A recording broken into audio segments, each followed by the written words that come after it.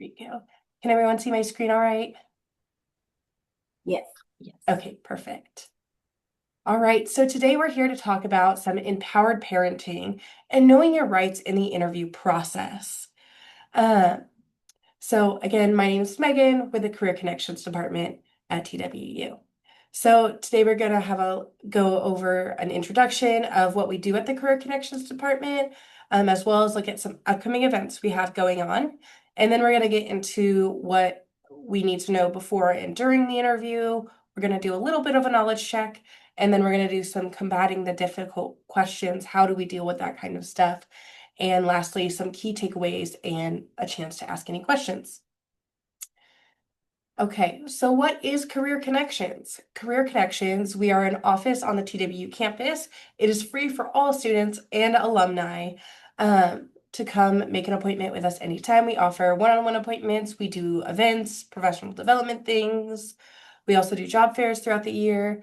So what we specialize is in career advising. We also can help out with graduate school applications, interview prep, very similar to what we're talking about today, job search, salary negotiation, networking and social media, resume and cover letter review, like I mentioned, professional development workshops, career and job fairs.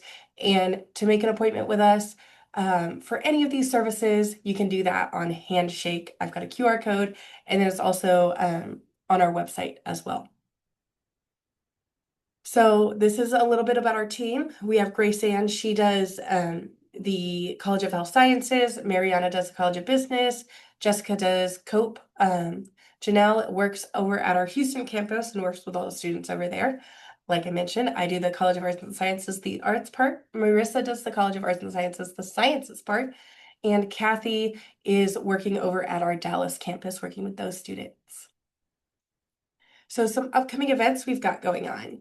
So on March 5th, we're going to do Launching a Career in Healthcare Administration, which is a virtual event from 6 to 7 p.m. We also have How to Slay the Interview on March 17th, which is a hybrid virtual and in-person event. So if you're interested in this, you might be interested in that one as well. And that's going to be on March 17th, 2 to 3 p.m. We have our upcoming UNT-TW Teaching and Education Career Fair. This is a great opportunity to practice networking, especially if you're in the College of Professional Education and looking to do that. We partner with UNT on this one, so this one will actually be on UNT's campus this semester, and then in the fall we'll have one over at our campus. And then we have Leading with Strengths on March 24th, which is going to be in the BHL 101 from 2 to 3 p.m. Okay, so getting into the content. So something that's important to note is discrimination is not legal in terms of these protected characteristics. So in Title VII, I believe, of the Civil Rights Act, it prohibits discrimination against these legally protected, as well as some other laws here and there. So discrimination is not legal on the basis of race, color, religion, national origin, age, which includes 40 years and older, sex, which includes gender identity, pregnancy, and sexual orientation, and any disability or genetic information. So basically, employers are not allowed to discriminate against any of these characteristics. However, sometimes they're sneaky and will try to do so anyway. So that's kind of where we're going to talk about how to navigate when that happens, especially as it relates to families and parenting and that kind of stuff.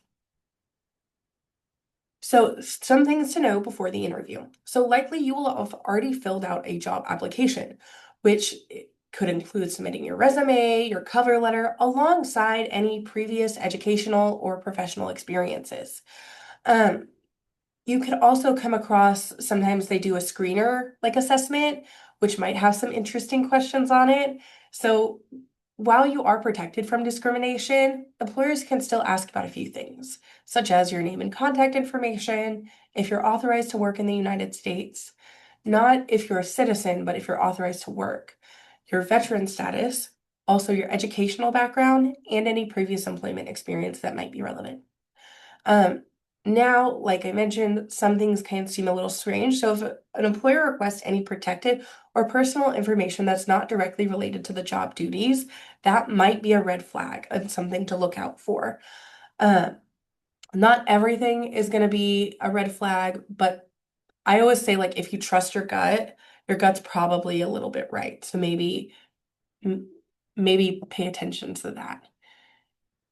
So next, we want to talk about during the interview. So during the interview, employers are going to ask you a variety of questions, really to make sure that you're a good fit for the workplace, the job requirements, the environment, all of that kind of stuff. So some examples could include, could you tell me a little bit about yourself? Why are you interested in this position? What is a professional accomplishment that you are proud of?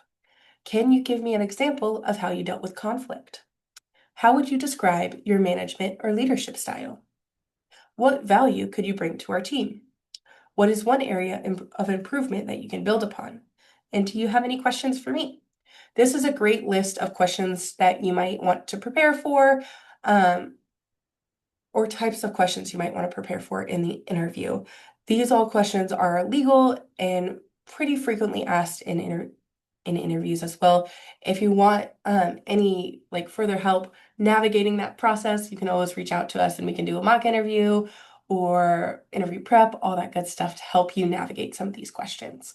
So while these questions are all great, some questions may feel a little bit strange. So in this case, we want to refer the conversation back to our qualifications. We're going to get a little bit into how to do that a little bit later on, but just know like there are strategies for referring back to our qualifications and not answering questions that might be too personal or might be something that is protected. Okay, so first, next part is a little bit of a knowledge check, basically kind of testing, okay, how can we determine which questions are okay to answer, which questions maybe we want to avoid? Um, so if throughout this, I'll read a question, and then if you want to either like say yes or no, this is okay, this is not okay, or put it in the chat, anything like that, that works too, just to kind of uh, get an idea of where we're at. So the first one, so are you married? Will you be starting a family anytime soon? What do we think? Is this one okay to ask? I would say not okay. Yeah, that's right. It's not okay to ask because what the employer might be implying is, okay, do you have any other preoccupations or any other responsibilities such as children that might take some time away from your workplace, and that's not an okay thing to discriminate against.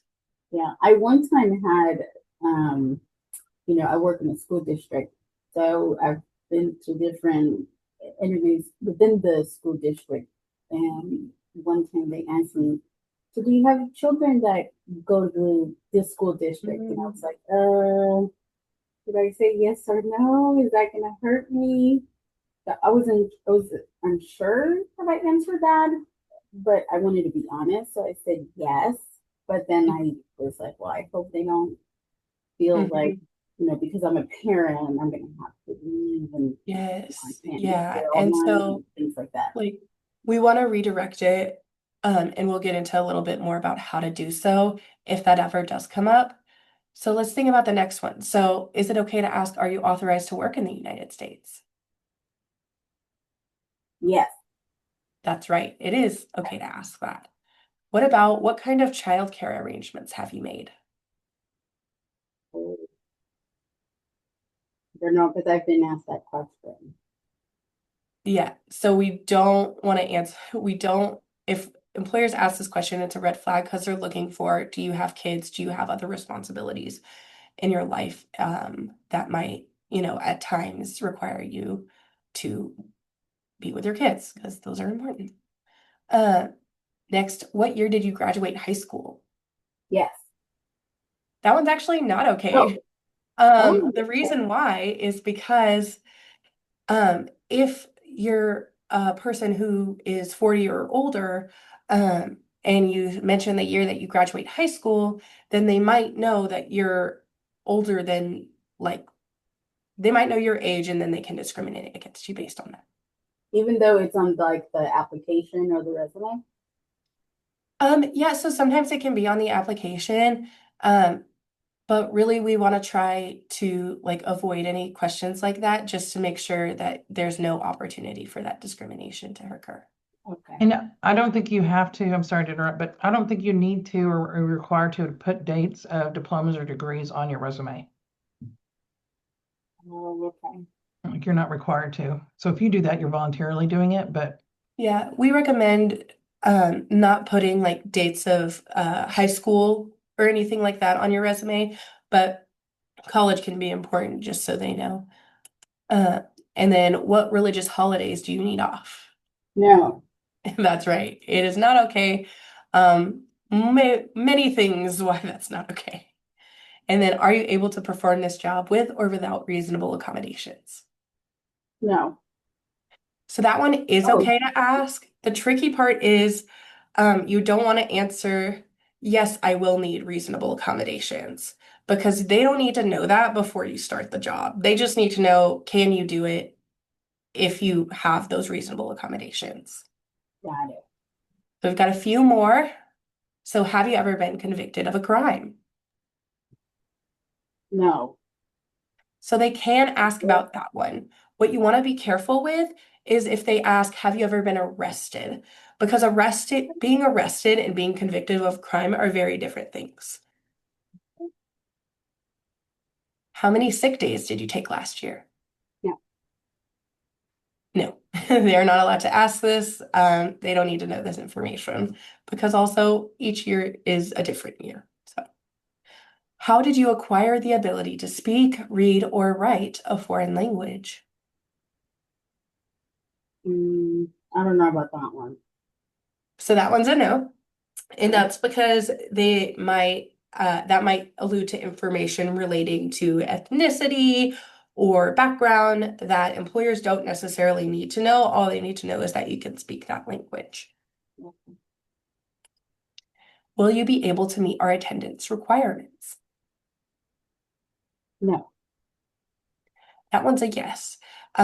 Basically, it's just asking, can you meet those attendance requirements of the job? If you apply for a full-time job, can you work full-time? Basically, you want to be honest when you answer those questions too, without revealing too much personal information. Can you read, write, and speak English fluently? Yes. Yes. This is primarily important if the job requires that you speak English. If for some reason it doesn't and you don't speak English fluently, that might be something to watch out for. And then, is your last name your married or maiden name? No. No, that's right. That is not allowed because that gives employers a look into, are you married? Are you looking at starting a family? Um, and primarily with like obviously this happens primarily with women. So we don't want, you know, and employers are more likely to discriminate against women who have families because of all different things, of course, and the parenting roles that we as women take on. So we don't need to let them know about that. Okay. So now that we've determined, okay, what are some things that we can be asked for certs? What are some things we can't be asked? Now, what do we do about it? So, first thing we can do is reiterate the job position. So, if the position is advertised for full time and you are expected to work full time and that's what you want, then you just refer back. The position is advertised, and that is my intention to work in that capacity. If they ask something like, will you need reasonable accommodations or do you need anything that might clue them into something um, more personal and a protected characteristic, then you can refer back and be like, I am fully prepared to meet the job expectations as outlined in the application and things like that. Another one that you can do or is important to remember is you want to be honest without disclosing too many personal details that may be used against you. So if you're not able to work on Saturdays and the job and the employer is asking, are you able to work on Saturdays? Don't lie and say you are when you aren't. But you don't have to go into why. You don't have to say, I'm not available on Saturdays because I have to take my kids to the park or whatever it may be. You want to say, I'm not available to work due to prior commitments. Or if you are flexible and you are able to do multiple different shifts, then you can be honest about it. My schedule allows for me to be flexible regarding weekend and night shifts. You never want to really lie about what your scheduling actually looks like, because that's just not going to look good for the employer. Um, and lastly, we can redirect the question. So if they're asking those more personal questions like, oh, are you married? Do you have kids? Uh, do you have a family? Like, oh, I appreciate your curiosity, but I really prefer to focus on my excellent qualifications instead. Or do you have any physical limitations that might prevent you from, you know, doing things that are typically associated with the job? I'd really prefer to discuss the job expectations while we have the time. I highlight that one a little bit in terms of physical expectations because a lot of employers will use that like must be able to lift 10 to 20 pounds as a job requirement. Um, and especially in office jobs, you kind of don't really need to do that. Um, and lastly, we're going to get into some key takeaways. So, like we mentioned at the beginning, discrimination against a protected class is illegal in hiring practices. If employers try to ask you about any questions that might be protected, use those strategies that we just talked about and refer back to the application and your qualifications. Now, there can be some exemptions if a bona fide occupational qualification exists. What that means is they have gone through a very specific legal process to get an exemption um, in a way that makes sense for the job description. So an example of this would be airplane pilots have to have a mandatory retirement age because we don't need 80-year-old airplane pilots flying commercial planes. That can be a risk. Um, and it will be listed very specifically if that is a occupation, like if there is a bona fide occupational qualification that exists. Um, and then employers are allowed to ask about your employment eligibility, your scheduling availability, if you've been convicted of a crime, your ability to perform specific tasks and duties of the job.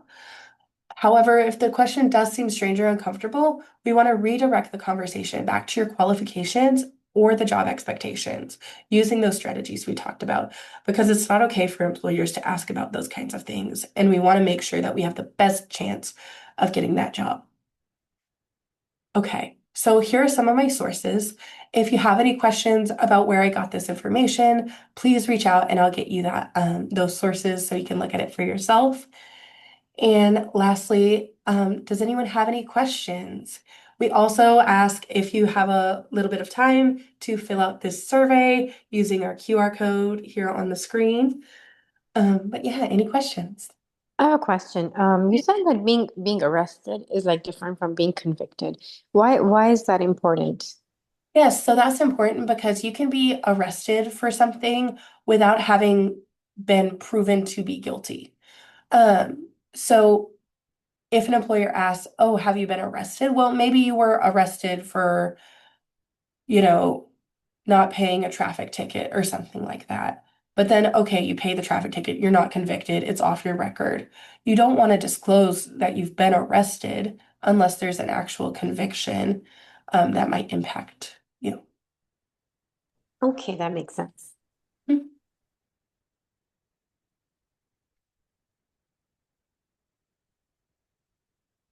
Good. I saw you said in the chat, very informative. Thank you very much. Yes, I'm very happy to be here and share some of this information with you all today. Have any last questions or anything? Nope, thank you very much. Thank you. I enjoyed this. Yes, I'm very glad you're all able to attend. And I believe they said in the care office that they're going to be recording this. So if you want to reach out to them, they might be able to provide you access for this as well. Going to stop recording now.